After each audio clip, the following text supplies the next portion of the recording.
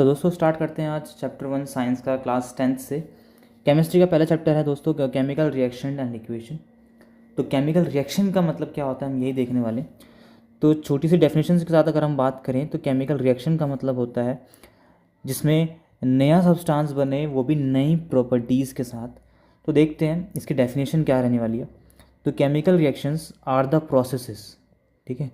तो केमिकल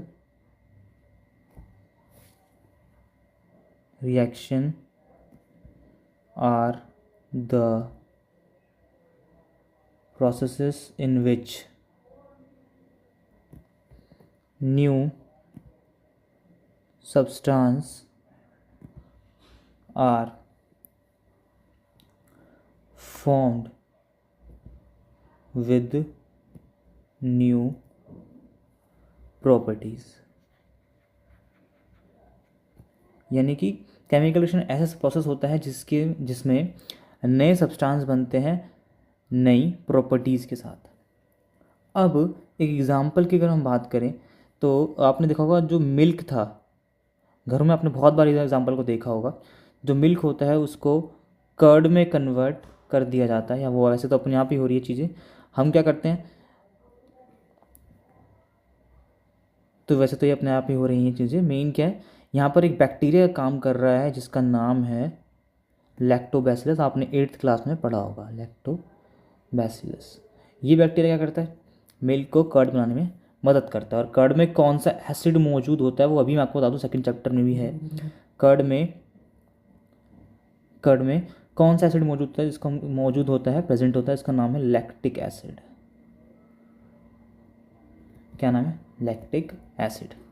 तो इसका नाम है लैक्टिक एसिड, याद रखना। तो मिल्क से कर्ड बन गया। अब आप देख रहे हो मिल्क की जो प्रॉपर्टीज़ होती है थोड़ा सा वो स्वीट होता है स्टार्टिंग में देखा जाए, क्योंकि इसमें नेचुरल शुगर्स मौजूद होती हैं। नेचुरल शुगर्स जो होती हैं वो मिल्क में मौजूद होती हैं। और कर्ड में जो टेस्ट आ गया वो कैसा हो गया, सोर इन टेस्ट, खट्टा हो चुका है। तो देख रहे हो आप, नया सब्सटेंस बना जिसको हम कह रहे हैं कर्ड, और ये पहले क्या था, मिल्क।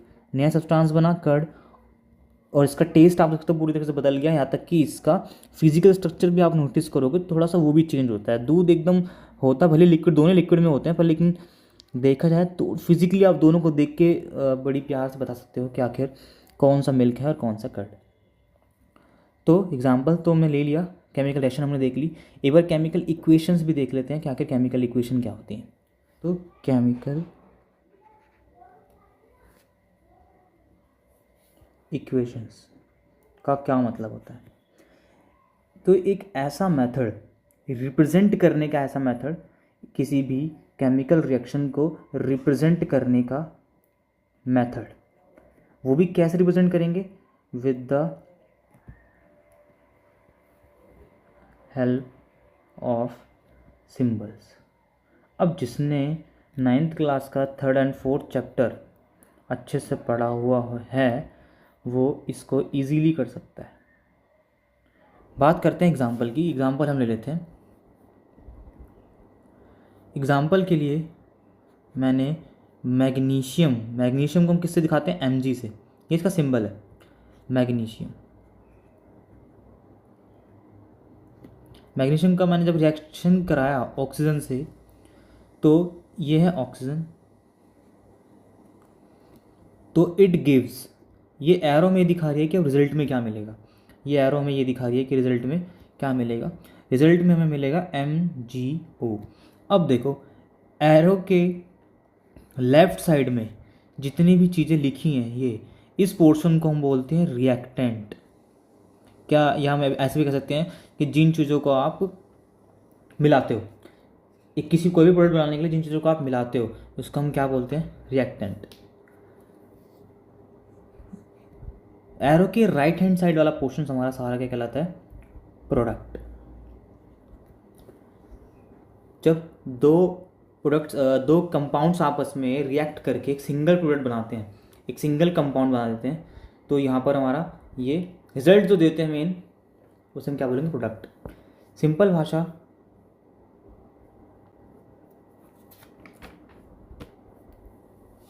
अगर सिंपल डेफिनेशन की अगर हम बात करें तो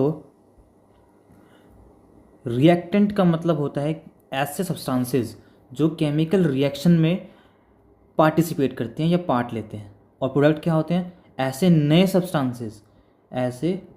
सब्सटेंसेस जो रिजल्ट में प्रोड्यूस हुए हैं, किसी भी केमिकल रिएक्शन के रिजल्ट में क्या हुए हैं, प्रोड्यूस हुए हैं, ऐसे नए सब्सटेंस जो किसी भी केमिकल रिएक्शन में प्रोड्यूस हुए हैं, तो उसको हम प्रोडक्ट बोल देते हैं।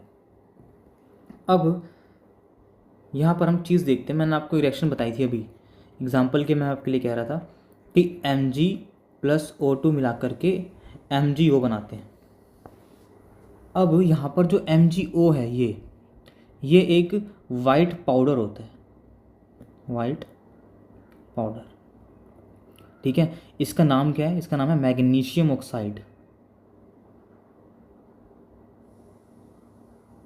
Magnesium oxide. तो ये जो होता है एक रिबन की फॉर्म में होता है, जैसे कि आप फोटो में देख रहे होंगे कि ये कितना जब बर्न होता है तो कितनी डैजलिंग फ्लेम निकलती है। डैजलिंग फ्लेम का मतलब क्या है कि बहुत ज़्यादा वाइट, बहुत ज़्यादा ग्लो सी करती है, और जैसे धीरे धीरे जलती रहती है, वो जैसे धीरे धीरे बर्न होता रहता है रिबन, तो नीचे एक वाइट पाउडर बनता रहता है। क्या बनता रहता है, वाइट पाउडर, और जो वाइट पाउडर है ये हमारा MgO है। तो अभी आपको ये याद रखना है, क्वेश्चन इससे ये बनता है कि मैग्नीशियम रिबन को बर्न करने से पहले उसको साफ़ करना पड़ता है। क्या करना पड़ता है, उसको क्लीन करना पड़ता है सैंड पेपर से। तो ऐसा क्यों करना पड़ता है वो हम देखते हैं। अगर आपको मैग्नीशियम रिबन को बर्न करना है तो बर्न करने से पहले उसको सैंड पेपर से रब करके उसकी प्रोटेक्टिव लेयर को हटाना होगा, रिमूव करना होगा। क्योंकि होता है क्या, ये लेयर बन कैसे जाती है, मैग्नीशियम रिबन जो होता है थोड़ा सा रिएक्टिव होता है, और वो ऑक्सीजन से रिएक्ट करके वो एक मैग्नीशियम ऑक्साइड की लेयर बना लेता है ताकि वो फर्दर रिएक्ट ना कर पाए। तो आगे देखते हैं, आगे प्रोटेक्टिव लेयर के बाद क्या टॉपिक आता है। वो टॉपिक हम देखने जा रहे हैं कि केमिकल रिएक्शन अगर कोई हुई है, अगर कोई भी केमिकल रिएक्शन हुई है तो उसकी कैरेक्टरिस्टिक्स क्या होंगे, तो उसके कैरेक्टरिस्टिक्स क्या रहेंगे। तो कैरेक्टरिस्टिक्स ऑफ केमिकल रिएक्शन, तो कैरेक्टरिस्टिक्स ऑफ केमिकल रिएक्शन हमारे पास क्या होंगी। पहले ही हम ये चीज़ देख सकते हैं कि हो सकता है उसमें से गैस निकल रही हो, कोई हो सकता है कोई गैस इवॉल्व हो रही हो, निकल रही हो। तो हम देख लेते हैं, अभी मैं आपको सारे एग्जांपल से समझाऊंगा कि इवोल्यूशन ऑफ गैस की एक रिएक्शन भी आपको पूरी दिखाऊंगा। तो पहली कैरेक्टरिस्टिक्स हो सकती है कि उस केमिकल रिएक्शन की कि उसमें से गैस इवॉल्व हो रही हो। दूसरा, एक वर्ड आ रहा है यहाँ पर, ये लिखा है फॉर्मेशन ऑफ प्रेसिपिटेट, PPT भी बोलते हैं इसको शॉर्ट फॉर्म में। तो प्रेसिपिटेट क्या होता है, प्रेसिपिटेट एक सॉलिड प्रोडक्ट है, या फिर ऐसा कह सकते हो एक इनसॉल्युबल प्रोडक्ट है जो पानी में बिल्कुल, देखो इनसॉल्युबल है तो घुलेगा ही नहीं, obvious सी बात है। इसका भी रिएक्शन मैं आपको पूरा दिखाऊंगा। और थर्ड पॉइंट हमारे सामने ये रहा, थर्ड पॉइंट हमारा आता है चेंज इन कलर।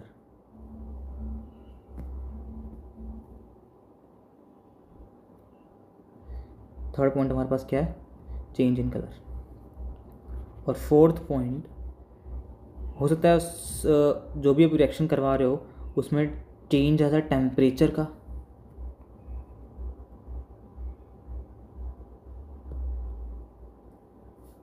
ठीक है, 4 कैरेक्टरिस्टिक्स हो गई हैं अभी तक, लास्ट बची है सब, इसका नाम है change in state, change in state. तो 5 कैरेक्टरिस्टिक्स आएंगी हमारे पास। अगर कोई भी केमिकल रिएक्शन हुई है तो वो इन पांचों में से कोई ना कोई रिएक्शन जरूर शो कर रही होगी, कोई ना कोई कैरेक्टरिस्टिक्स जरूर शो कर रही होगी। अब हम यही देखेंगे, एक बार कुछ छोटे एग्जांपल ले लेते हैं। जैसे जिंक + H2SO4 यानी कि जिंक को मैंने H2SO4 एक एसिड है, इसका नाम है सल्फ्यूरिक एसिड, मैंने सल्फ्यूरिक एसिड में डाला जिंक को, तो हमारे पास क्या बनता है, हमारे पास बनता है जिंक सल्फेट और साइड में निकल जाती है हाइड्रोजन गैस। देख रहे हो, ये है हाइड्रोजन गैस, ये है हाइड्रोजन गैस। गैस इवोल्व हो गई ना, इसका मतलब क्या हुआ है, एक रिएक्शन हुआ है। और याद रखना, अगर मान लो कि इस पोर्शन में कोई भी टेस्ट ट्यूब में मान लो रिएक्शन चल रही थी, ठीक है, और यहाँ पर ये सल्फ्यूरिक एसिड पड़ा हुआ है, यहाँ पर मैंने जिंक के कुछ ग्रेनुल्स डाल दिए इसके अंदर, तो आप देखोगे ना यहाँ पे H2 गैस की बबल्स निकल रहे होंगे, किसके गैस के, H2 गैस के। तो इसके पास आप कोई भी बर्निंग, कोई भी जलती हुई चीज़ लेकर आओगे ना, तो ये पॉप साउंड के साथ जलेगा। पॉप साउंड, कौन सा साउंड, पॉप साउंड। मैं दोबारा रिपीट कर देता हूँ कि पॉप साउंड का ख्याल रखना, specially pop sound. Hydrogen gas अगर आ रही है तो पॉप साउंड याद रखना, ये बर्न होती है विद पॉप साउंड, ठीक है। कौन सी गैस, हाइड्रोजन गैस। अभी याद रख लोगे, फ़ायदा आगे भी आएगा। और यहाँ पर मैं लिखा हुआ AQ, ठीक है, AQ लिखा हुआ है और S लिखा हुआ और L लिखा है। कहीं कहीं पे आपको ऐसा साइन मिलेगा, ऐसा साइन मिलेगा, ऐसा, और कहीं कहीं पे मिलेगा ऐसा। इसका मतलब होता है PPT। PPT मतलब प्रेसिपिटेट, ठीक है। इसका मतलब होता है कि गैस इवॉल्व हो रही है कोई, और ये लिक्विड और ये सॉलिड और ये एक्वस। सिंपल भाषा में बताऊं तो एक्वस का मतलब क्या है, ये एक तरीके से वाटर में डिसॉल्व हुआ रखा होगा। मतलब अगर हम बात करें एक्वस की, सॉलिड की, लिक्विड की, इस एरो की, इस वाले एरो की, ये एरो दिखाती है कि प्रेसिपिटेट बन रहा होगा, ये वाली एरो दिखाती है कि गैस इवॉल्व हो रही होगी, रिएक्शन में बाहर निकल रही होगी गैस प्रोडक्ट साइड में। और लिक्विड का मतलब कोई जो भी आप रिएक्टेंट ले रहे हो या फिर जो भी आपका प्रोडक्ट बना है, प्रोडक्ट साइड में जो भी आपका कोई कंपाउंड बना है वो लिक्विड स्टेट में होगा। यहाँ पर ये सारी ना स्टेट दिख रही हैं। और एक्वस का मतलब कि उसके अंदर पानी मिला हुआ होगा, ठीक है। तो आगे बढ़ते हैं।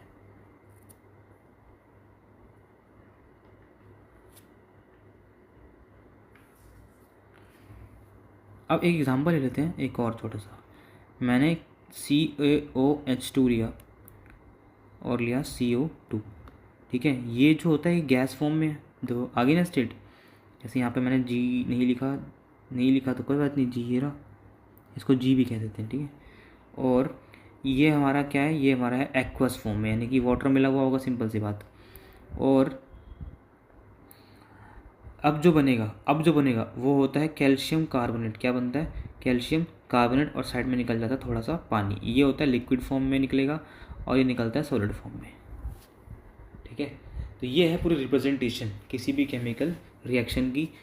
ये हमारा रिएक्टेंट साइड होती है, दोबारा रिपीट कर रहा हूँ, ये रिएक्टेंट साइड होती है, और एरो के इस साइड हमें रिजल्ट मिलता है, प्रोडक्ट मिलता है। सबसे इम्पोर्टेंट टॉपिक जो इसमें आता है वो आता है बैलेंसिंग, ठीक है। यही हमें सीखनी है कि बैलेंसिंग क्या होती है, बैलेंसिंग क्यों की जाती है, इसके ऊपर क्वेश्चन बन जाता है, ठीक है। तो हम क्या करेंगे, एक बार बैलेंसिंग को देखेंगे। इसको अलग कलर में लिख देते हैं। तो हम क्या पढ़ने जा रहे हैं, बैलेंसिंग। तो हमें क्या करना है, किसी भी केमिकल इक्वेशंस को, जो भी केमिकल रिएक्शन है पूरी जो उसकी इक्वेशन है, उसको हम बैलेंस करने जा रहे हैं। और बैलेंस करने का जो प्रोसेस है वो क्या है, number of different types of atoms equal होने चाहिए रिएक्टेंट साइड में भी और प्रोडक्ट साइड में भी, ठीक है। तो मैं लिख देता हूँ, ज़रा मान लेते हैं एग्जाम्पल के लिए मैंने लिया H2 + O2, इन्होंने मिलकर के क्या बनाया, H2O बनाया, ठीक है। अब आप एक चीज़ नोटिस कर सकते हो, ये जो है हाइड्रोजन है, ये है ऑक्सीजन। अगर देखो इस चैप्टर को पढ़ने से पहले मेरी बात मानो, 3rd और 4th चैप्टर में जो टेबल है वो आपको बहुत अच्छे से याद करनी है। तभी उसमें क्या है, सारे में टेबल में एलिमेंट्स के नाम, उनका एटॉमिक नंबर वगैरह, उनके सिंबल, ये सब हमें अच्छे से दिखा रखा है। और इसके बिना चैप्टर पढ़ने में मज़ा नहीं है। तो आप एक बार 9th क्लास में थोड़ा सा रिवाइज करके आ जाना चैप्टर को पढ़ने से पहले, ठीक है। तो बात करते हैं H2 + O2 और H2O मिलके बनाते हैं दोनों, ठीक है। अब क्या करना है, हमें इनको बैलेंस करना है। बैलेंस करने का हमारा तरीका क्या है, सबसे पहले आप चेक करो हाइड्रोजन,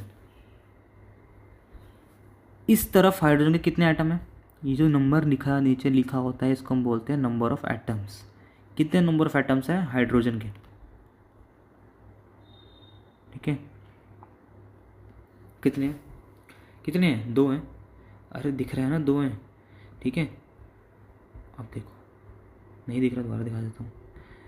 तो ये क्या है H2, ध्यान से देखते हैं भाई हाइड्रोजन कितने एटम्स हैं, 2 एटम है, और ऑक्सीजन के कितने हैं, ऑक्सीजन के कितने हैं भाई, ऑक्सीजन के भी 2 ही हैं, देखो ये लिखा 2 है ना।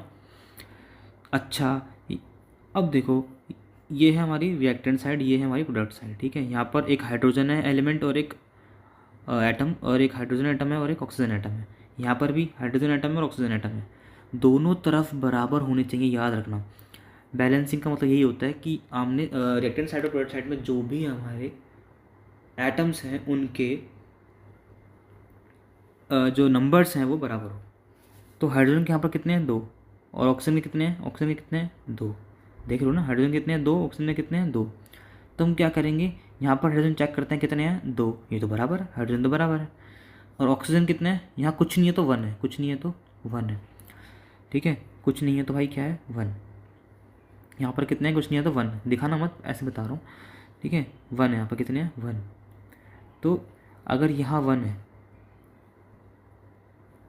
तो कितने हैं ऑक्सीजन के 1। क्या ये बैलेंस है, हाइड्रोजन बैलेंस तो है, ठीक है हाइड्रोजन तो बैलेंस है, पर क्या ऑक्सीजन बैलेंस है, नहीं। इसी को तो बैलेंस करना है, लेकिन करना कैसे है वो देखते हैं। एक बात बताओ, ध्यान से देखते हैं, अगर मैं 2 से मल्टीप्लाई कर दूँ तो 2 × 2 लो, ओ भी बराबर हो गए, यहाँ भी 2 था ओ, और यहाँ कितने 2 से मल्टीप्लाई करने पर 2 × 2, ये ऑक्सीजन भी हमारे कितने हो जाएंगे, 2 हो जाएंगे, है ना। ऐसे ही करना है, पर करना क्या है वो दिखाता हूँ आपको, ठीक है। देखो ठीक है,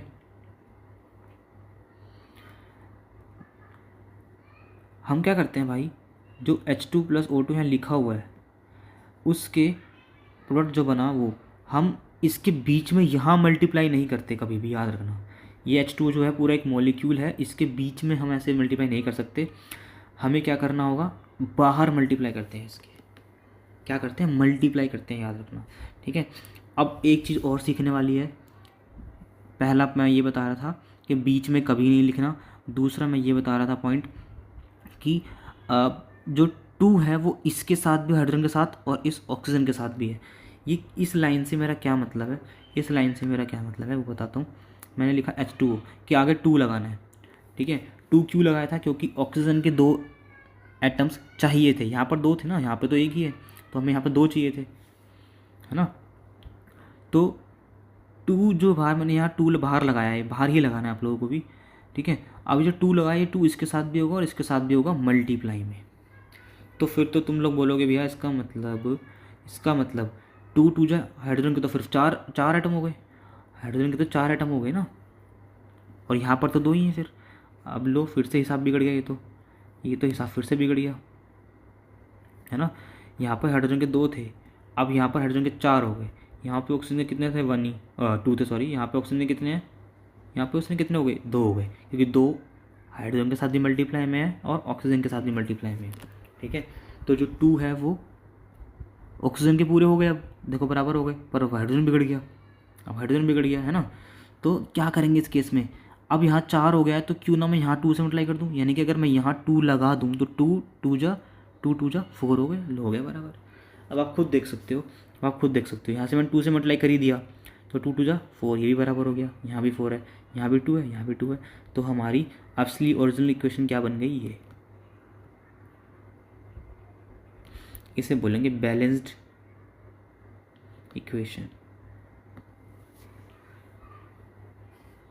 ठीक है। ये हमारी होगी बैलेंस्ड इक्वेशन। तो ऐसे करनी है बैलेंसिंग। अभी एक एग्जांपल और ले लेंगे, अभी एक एग्जांपल और लेके समझते हैं, ठीक है। अब एक छोटा सा एग्जांपल लेते हैं,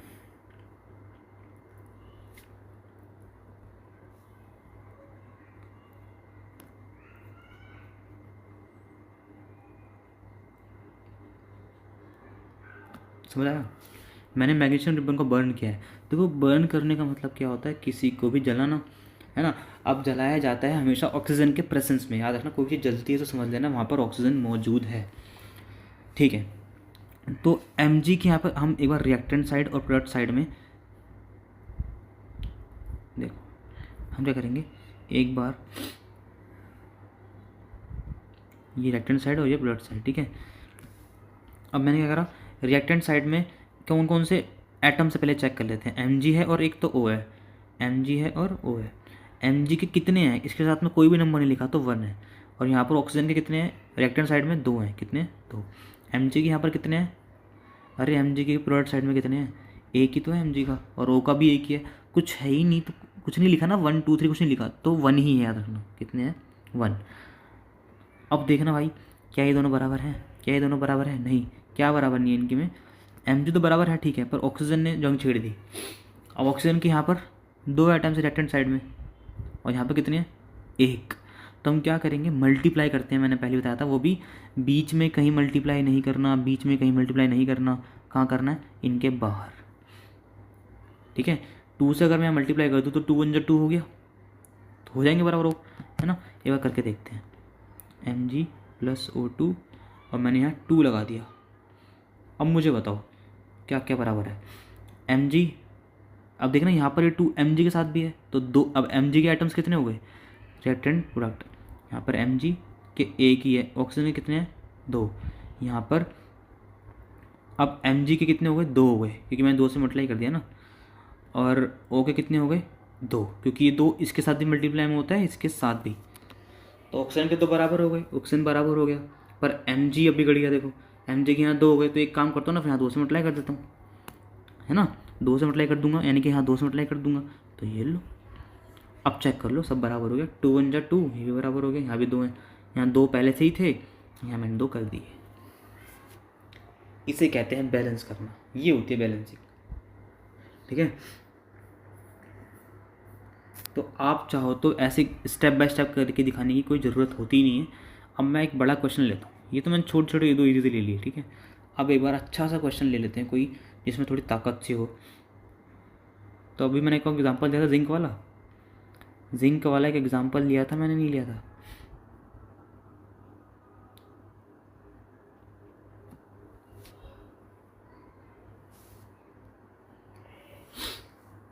देखो जिंक वाला एग्जांपल लिया था ना। अब देखते हैं कौन कौन से एटम्स हैं, ठीक है, कौन कौन से एटम्स हैं रिएक्टेंट साइड में, प्रोडक्ट साइड में। एक तो जिंक, एक हाइड्रोजन, एक सल्फर और एक ऑक्सीजन। आप लोगों को दिख रहा है या नहीं, अरे एक जिंक ये रहा, एक हाइड्रोजन ये रहा, सल्फर ये रहा, ऑक्सीजन ये रहा, ठीक है। जिंक कितने हैं, कुछ नहीं है, नंबर लिखा तो एक ही है। हाइड्रोजन पे कितना नंबर लिखा है, 2 लिखा है, तो 2 लिख दिया भाई। सल्फर पे कुछ नंबर नहीं लिखा तो 1। ये 4 जो है सिर्फ ऑक के साथ है, सिर्फ किसके साथ है, ऑक्सीजन के साथ, तो 4 लिख दिया। अब प्रोडक्ट साइड में देख लेते हैं कौन कौन है, क्या क्या है। वही प्रोडक्ट साइड में भी वही होंगी जो यहाँ पर है, कोई अनोखा तो आएगा नहीं बन के, है ना। तो जिंक के कितने यहाँ पर, एक ही है। एस का कितना है, एक ही है। ये 4 अभी भी कह रहा हूँ भाई, दोबारा बोल रहा हूँ, ये 4 सिर्फ ओ के साथ ही है, ठीक है। तो एस कितना है, 1, ओ कितना है, 4, ठीक है। H2 है ना यहाँ पर, देखो ये लिखा 2, H2 है, ठीक है। अब एक चीज़ नोटिस कर रहे हो, अब ये तो पहले से ही बैलेंस है भाई, इसमें तो कोई ज़रूरत नहीं लग रही मुझे ज़रूरत लग रही है। अरे खुद देखो, यहाँ भी H2 हैं, दोबारा दिखाता हूँ, देखो H कितने हैं यहाँ पर, 2, यहाँ पे H कितने हैं, 2, यहाँ पे S कितना है, 1, यहाँ पे S कितना है, 1, O कितना है, 4, O कितना है, 4, यहाँ जिंक कितना है, 1, जिंक कितना है, 1। अबे पूरा तो बराबर ही है हिसाब, यानी कि रिएक्टेंट साइड प्रोडक्ट साइड दोनों बराबर है, तो ये एक बैलेंस्ड इक्वेशन है। क्या ये एक बैलेंस्ड इक्वेशन, ज़रूरत ही नहीं पड़ी, ज़रूरत ही नहीं पड़ी, ठीक है। तो जिंक कितना है, 1, यहाँ भी जिंक के आइटम कितने हैं, 1, हाइड्रोजन कितने हैं, 2, हाइड्रोजन कितने हैं, 2, सल्फर कितना है, 1, सल्फर कितना है, 1, ऑक्सीजन कितने हैं, 4, ऑक्सीजन कितने हैं, 4, सब कुछ तो बराबर ही है, ठीक है। मैं सोचा खतरनाक सा एग्जाम्पल होगा ये, तो यार इतनी थोड़ा ईजी निकला, तो खतरनाक सा ले लेते हैं और कुछ नई चीज़ सिखाता हूँ, ठीक है। एक और एग्जाम्पल लेते हैं अच्छा सा। अब एग्ज़ाम्पल के नाम पे मैंने लिया है CaOH2, ठीक है, इसमें मैंने CO2 ली, मिला दी थोड़ी सी, और क्या बन गया, कैल्शियम कार्बोनेट और पानी, ठीक है। अब देखो, जब भी ब्रैकेट लग जाती है, मैं रिपीट कर रहा हूँ भाई, ध्यान से सुनना, कि जब भी ब्रैकेट लग जाती है, जब भी पर्पल लेके करते हैं आज, जब भी ब्रैकेट लग जाती है, जब भी ब्रैकेट लग जाती है, तो ये 2 इसके साथ भी होगा और ये 2 इसके साथ भी होगा, ठीक है, ठीक है। तो देखते हैं ज़रा, एक लंबी सी लाइन खींच लेते हैं, एक ये लो भाई, ये रिएक्टेंट साइड, ये प्रोडक्ट साइड।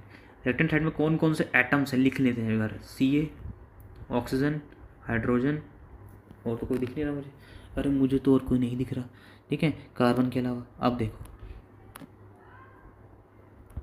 कार्बन कहाँ से उठा लिया मैंने ये, अरे भाई ये कार्बन नहीं है, ये कैल्शियम है, ये रहा कार्बन, ठीक है, ये रहा कार्बन, यहाँ ये बैठा कार्बन।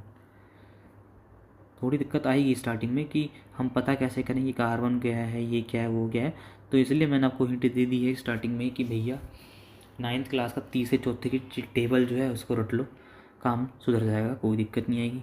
कैल्शियम के कितने आइटम्स हैं यहाँ पर, कोई नंबर नहीं लिखा तो 1। ऑक्सीजन के कितने, अभी बताया था मैंने, ब्रैकेट के बाद 2 है, तो ये 2 इसके साथ भी है और H के साथ भी है, तो ऑक्सीजन के कितने हो गए 2। हाइड्रोजन के कितने हो गए 2। और कार्बन भैया के कितने हैं यहाँ पर कार्बन भैया कितने हैं, एक ही तो है, ये 2 तो सिर्फ O के साथ होता है, समझ रहे हो ना। मान लो आपने लिखा H2O, तो ये 2 है ना, ये सिर्फ H के साथ है, ठीक है। अच्छा, अगर मैंने लिखा CO2, तो ये 2 सिर्फ O के साथ है, कार्बन तो यहाँ पर एक ही है, ठीक है, याद रखना, तो कार्बन एक ही है। अब देखना यहाँ पर एक चीज़ आ गई, ऑक्सीजन तो 2 और भी आ गए, 2 ऑक्सीजन यहाँ पर भी हैं, 2 ऑक्सीजन यहाँ पर भी हैं, ध्यान से देखो, ध्यान से देखो भाई, रेड पेन पीला दिखाते हैं, देखो यहाँ पे 2, यहाँ पे भी 2 हैं ऑक्सीजन, यहाँ पे 2 ऑक्सीजन है, यहाँ पे भी 2 ऑक्सीजन है, तो 2 और 2 कितने हो गए, 2 और 2 कितना होता है, 4 हो गए, तो ये तो 4 हो गए भाई, है ना। अब यहाँ देखते हैं प्रोडक्ट साइड में, अरे कैल्शियम के कितने हैं यहाँ पर, एक ही है, कार्बन का कितना है, एक ही है, हाइड्रोजन कितने हैं 2, लिख दिए, ऑक्सीजन कितने हैं 3 और एक ये रहा, यहाँ कुछ नहीं नंबर है तो 1, 3 और 1 कितना होता है 4। अब बताओ क्या इक्वेशन बैलेंस है या नहीं, एक है, ऑक्सीजन 4 है भाई, 4 है, ऑक्सीजन 2 है, हाइड्रोजन 2 है, सॉरी 2 है भाई, कार्बन कितने, 1, यहाँ भी 1 है। अब भाई ये भी बैलेंस ही है यार, अरे ये भी बैलेंस ही निकली, तो क्वेश्चन आ रहा है नहीं आ रहा करने, ठीक है, बैलेंस है भाई ये भी, ठीक है, तो ये भी बैलेंस ही निकली, ये भी बैलेंस्ड है, इसको भी छेड़खानी करने की ज़रूरत नहीं पड़ी, ठीक है ना। अरे तरीका समझ आ रहा है या नहीं आ रहा, मैं 2 3 4 क्वेश्चन कर चुके हैं हम, ठीक है, 2 क्वेश्चन तो यार बैलेंस वाले ही निकले, एक तड़कता फड़कता एग्जाम्पल लेते हैं कोई अच्छा सा जिसमें हमारी हवा निकल जाए, देखते हैं हवा निकलेगी या नहीं, ठीक है। एक और एग्जाम्पल लेते हैं अच्छा सा, ये करने वाला होगा।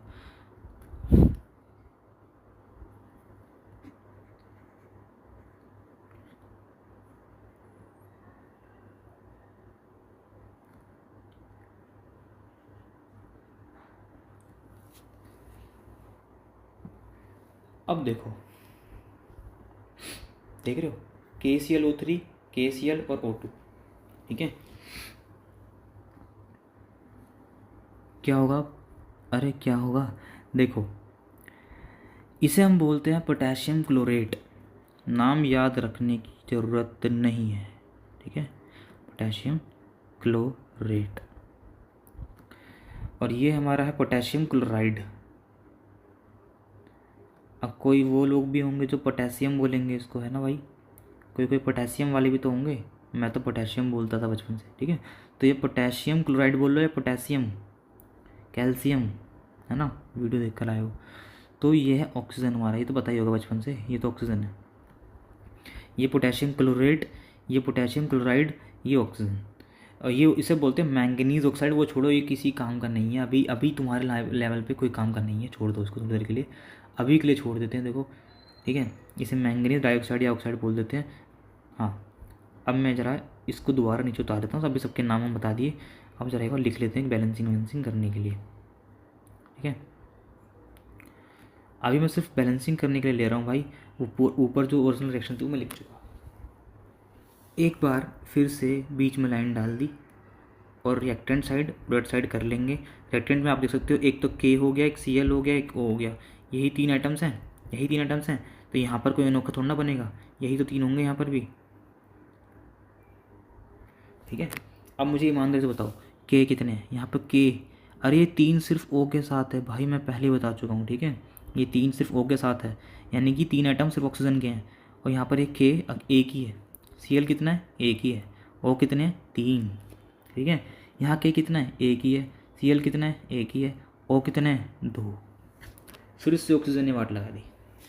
अब ऑक्सीजन को बराबर करने के चक्कर में सब की वाट लगा देंगे हम। ठीक है, क्या कर सकते हैं? अरे देखो क्या कर सकते हैं, एक स्लाइड और ले ली। ठीक है, क्या कर सकते हैं वो देखते हैं। कोई जुगाड़ है हमारे पास? देखो भाई, हम क्या करेंगे, अगर मैं इसको 3 से और इसको 2 से कर दूं, क्या बोल रहे हो भैया दोनों में 6 हो जाएंगे? क्या बोल रहे हो दोनों में 6 हो जाएंगे, बराबर हो जाएगा हिसाब? ठीक है भाई, करके देखते हैं। देखते हैं भाई तो मेरे कितना आ गया है ना। तो KClO3 और यहाँ पर 2 से करने के लिए बोला था ना, यहाँ पर 2 से करने के लिए बोला था। याद रखना 2 बीच में मल्टीप्लाई नहीं करना होता, बाहर करना होता है। अब यहाँ पर 3 से करना था, याद करो। यहाँ पे 3 से करना था, इस साइड 2 से करना था तो 2 से कर दिया। इस साइड ऑक्सीजन को सिर्फ 3 से करना था तो 3 से कर दिया। ठीक है, अब क्या होगा देखते हैं। ये 2 इसके साथ भी है, लो भाई सबके नंबर बिगड़ गए नंबर सबके बिगड़ गए फिर से। ठीक है, नंबर बिगड़ गए। अब यहाँ 2 के हो गए, Cl कितने हो गए? ये भी 2 हो गए। और ऑक्सीजन कितने हो गए? 6। कैसे? क्योंकि 2 3 जा 6 होता है, मल्टीप्लाई हो रहा है यहाँ पर, कुछ प्लस नहीं हो रहा। ठीक है, देखो प्लस कब होते हैं फिर एक बार ध्यान से थोड़ा देख लेते हैं। मान लो यहाँ पर ऑक्सीजन के 2 हैं, मान लो यहाँ CO2 लिखा है और यहाँ पर कुछ पानी लिखा है, चलो यहाँ पर। ठीक है, अब देखो ये अलग से थोड़ा समझा रहा हूँ मैं ऐसी कि प्लस कब होते हैं। अगर मान लो ऑक्सीजन के 2 हैं और ऑक्सीजन के यहाँ पर कितने हैं? 1, तो ये दोनों प्लस हो सकते हैं बस। कितने हो गए टोटल? 3। रिएक्टेंट साइड में टोटल कितने ऑक्सीजन हो गए? 3। 2 इसके और 1 इसका। ठीक है, हटा देता हूँ। अब अरे अब क्या होगा, देखो यहाँ पर देखते हैं कि यहाँ पे तो बिगड़ गया, यहाँ तो के एक ही है, यहाँ 2 है तो यहाँ 2 से मल्टीप्लाई कर दूँ। अरे यहाँ 2 है ना तो यहाँ 2 से मल्टीप्लाई कर दिया तो के भी 2 हो गए। अब एक 2 के साथ भी है, 2 Cl के साथ भी है तो Cl भी 2 हो गए। ठीक है, और ऑक्सीजन भैया तो हमारे 3 2 जा 6 करके बैठे ही हैं। अब देखना सारा हिसाब बराबर है नहीं। हो गई बैलेंस क्वेश्चन।